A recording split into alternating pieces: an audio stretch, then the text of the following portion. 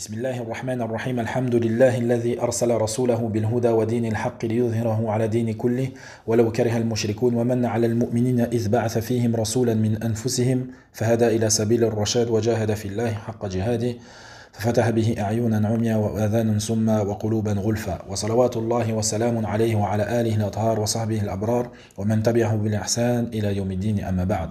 Salam alaikum wa rahmatullahi wa barakatuh, mes chers frères et mes chères sœurs, dans cette quatrième rencontre des leçons à tirer de la vie du meilleur des hommes. Nous avons évoqué précédemment la situation dans laquelle s'est trouvé Hajar et le fait que Ibrahim alayhi salam a dû abandonner une partie de lui dans cette contrée abandonnée, dans cette contrée vide. Nous avons aussi également parler et évoquer que la maison sacrée est un immense symbole dans la vie du musulman et que Allah Azza wa Jalla a placé 5 particularités en son sein. Puis nous avons évoqué la rupture d'eau et de nourriture auprès de Hajar et que Ismaïl alayhi salam commençait à pleurer. À ce moment-là, donc malheureusement pour Hajar, elle ne possédait absolument rien. Elle ne pouvait donc rien donner à ce fils qu'elle aimait tant et qui pleurait sans cesse. Elle décida de se lever et de rechercher une issue de secours à cette situation compliquée. Les historiens nous enseignent qu'elle laissa Ismaïl proche des traces de la Kaaba et elle partit à la recherche d'une source d'eau. Elle partit à la recherche d'une aide, tout en détestant le fait d'abandonner son fils Ismaïl alayhi salam. Elle vit une montagne proche d'elle et cette montagne était Safa. Elle monta sur cette montagne et fit face à la vallée. Elle recherchait à l'horizon s'il y avait une aide. Mais personne à l'horizon. Elle descendit de la montagne, puis lorsqu'elle arriva proche de cette vallée, de cette crevasse, elle releva la partie basse de son vêtement pour lui faciliter la course, car elle ne voyait pas son fils, elle était inquiète, elle s'est mise à courir. Lorsqu'elle franchit la vallée, voilà qu'elle s'est remise à marcher et elle surveillait son fils au loin. Elle arriva à une seconde montagne du nom de Marwa. Elle observa s'il y avait qui que ce soit à l'horizon, mais personne encore une fois à l'horizon. Elle fit cela 7 fois. Ibn Abbas radiallahu anhu nous rapporte que le prophète sallallahu alayhi wa sallam a dit « Ceci est la marche à effectuer entre ces deux montagnes ».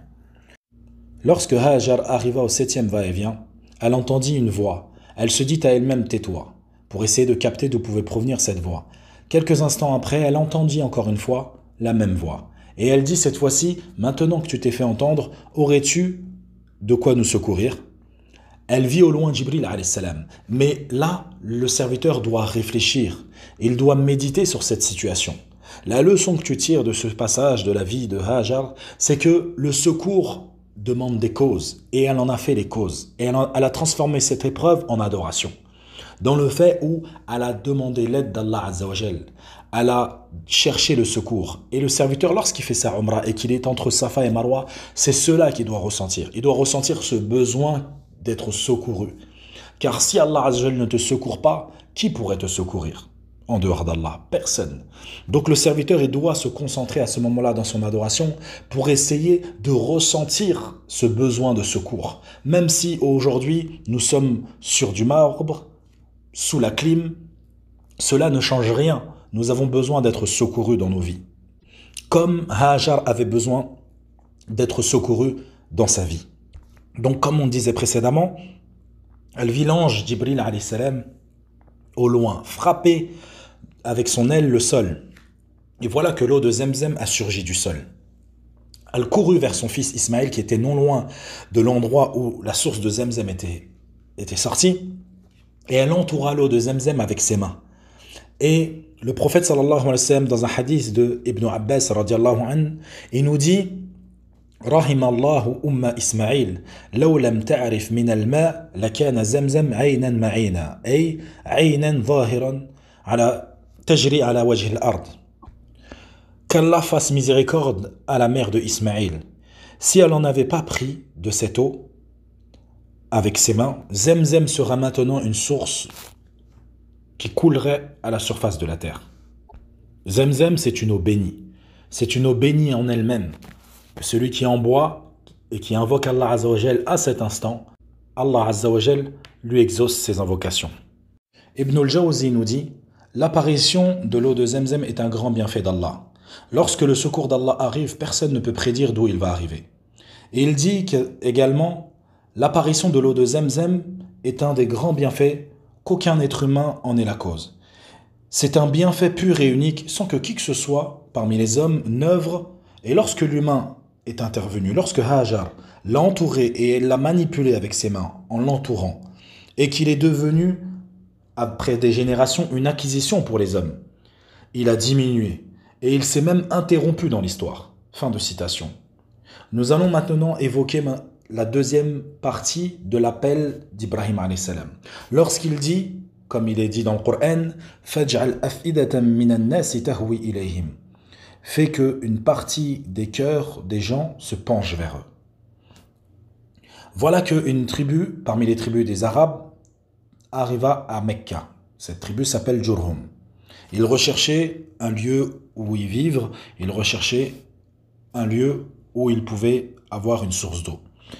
Lorsqu'ils ont vu l'eau de Zemzem, et ils ont vu Hajar à ce lieu-là, ils ont demandé l'autorisation à Hajar de pouvoir descendre et de se reposer auprès d'elle.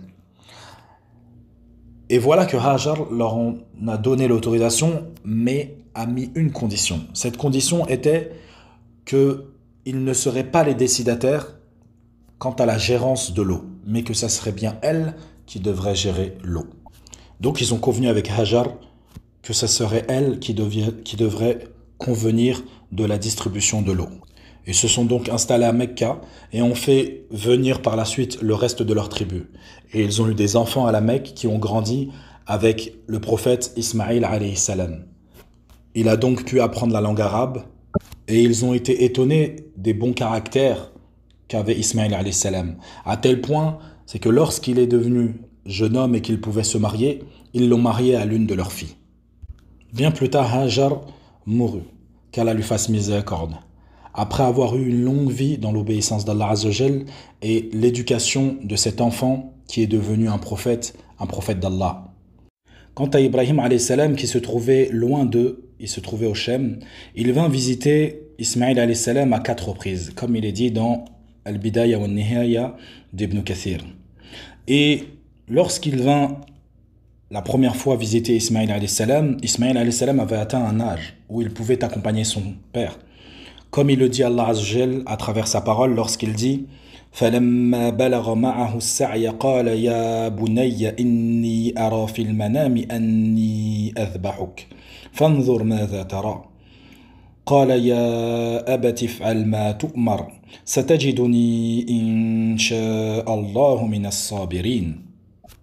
Puis quand celui-ci fut en âge de l'accompagner, donc Ismaïl, Ibrahim dit « Oh mon fils, je me vois en songe en train de t'immoler, vois donc ce que tu en penses. » Ismaïl dit « Oh mon cher père, fais ce qui t'est ordonné, tu me trouveras s'il plaît à Allah du nombre des patients. » Et ils allèrent donc tous deux à Mina pour accomplir ce rêve, accomplir cette vision.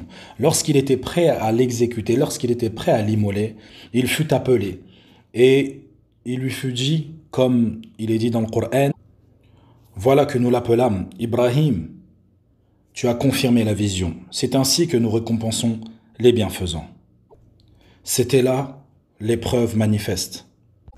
Et Allah lui accorda une rançon, qui était une immolation généreuse. Puis Ibrahim alayhi salam repartit au Shem. Quelque temps plus tard, le temps qu'Allah a voulu, Ibrahim alayhi salam revint visiter Ismaïl alayhi salam une seconde fois. Voilà que Ismaïl s'était marié. Ibrahim alayhi salam vint pour prendre de leurs nouvelles. Il ne trouva pas Ismaïl alayhi salam, il trouva la femme d'Ismaïl alayhi salam. Et il l'interrogea donc et il lui demanda où était-il. Elle lui répondit qu'il était parti à la chasse. Il lui demanda comment était votre vie. Et elle lui dit nous sommes malheureux et vivons dans la gêne. Elle ne cessa de se plaindre à Ibrahim alayhi salam et Ibrahim alayhi salam lui dit quand ton mari rentrera, donne-lui la salutation de ma part et dis-lui de changer le seuil de sa porte. Quand Ismaïl alayhi salam revint de la chasse, il dit à son épouse, as-tu reçu de la visite? Elle lui répondit, oui, un vieillard est venu à moi, il avait telle et telle apparence. Il m'a posé des questions te concernant, je lui ai répondu. Il m'a posé des questions concernant notre vie, je l'ai informé que nous avions une vie de gêne, une vie pénible. Ismaïl lui dit, a-t-il laissé un message pour moi? Elle lui dit oui, il m'a demandé de te passer les salutations et il te conseille de changer le seuil de ta porte. Ismaïl alayhi salam de lui répondre, le vieillard que tu décris est mon père et il m'ordonne de te quitter. Retourne chez ta famille. Puis Ibrahim alayhi salam s'est absenté le temps qu'Allah a voulu. Lorsqu'il revint visiter Ismaïl alayhi salam, qui n'était toujours pas là, il vit sa seconde épouse et il lui posa les mêmes questions. Et elle de répondre tout le bien qu'elle pensait de son mari. Et il lui demanda comment il vivait, et elle lui dit qu'il vivait dans l'aisance et la facilité. Et elle a remercié Allah Azzawajal de la situation qu'elle vivait. Ibrahim s'en alla. Lorsqu'Ismaël revint de la chasse, il lui demanda est-ce qu'il y avait un message pour lui, et elle lui a donné l'information qu'un homme était venu et qu'il lui avait conseillé de maintenir le seuil de sa porte. Et cela nous donne une leçon à nous et à tous ceux qui sont mariés. Tous ceux qui sont mariés, qui se plaignent jour et nuit de leur femme ou qui se plaignent jour et nuit de leur mari. On se doit d'être patient avec nos femmes, d'être patient avec les maris. Nous nous devons d'avoir de l'affection. Nous nous devons d'être compatissants les uns envers les autres. Nous nous devons de nous munir de patience. Car c'est cela le mariage. C'est un sentiment d'amour, c'est un sentiment de complicité qui est attaché avec de la patience. Car il n'y a aucun mariage parfait. Tous les mariages ont leurs difficultés, ont leurs épreuves. Et les meilleurs mariages, c'est ceux justement qui font face à ces épreuves ensemble. Et c'est ce qu'a fait cette deuxième épouse qui a dit tout le bien qu'elle pensait de son mari. Alors que la première, qui était mariée au même homme, n'a fait que de se plaindre. فنسأل الله أن يجعلنا ممن إذا استمعوا القول فيتبعون أحسنه سبحانك اللهم بحمدك أشهد لا إله إلا أنت وأستغفرك وأتوب إليك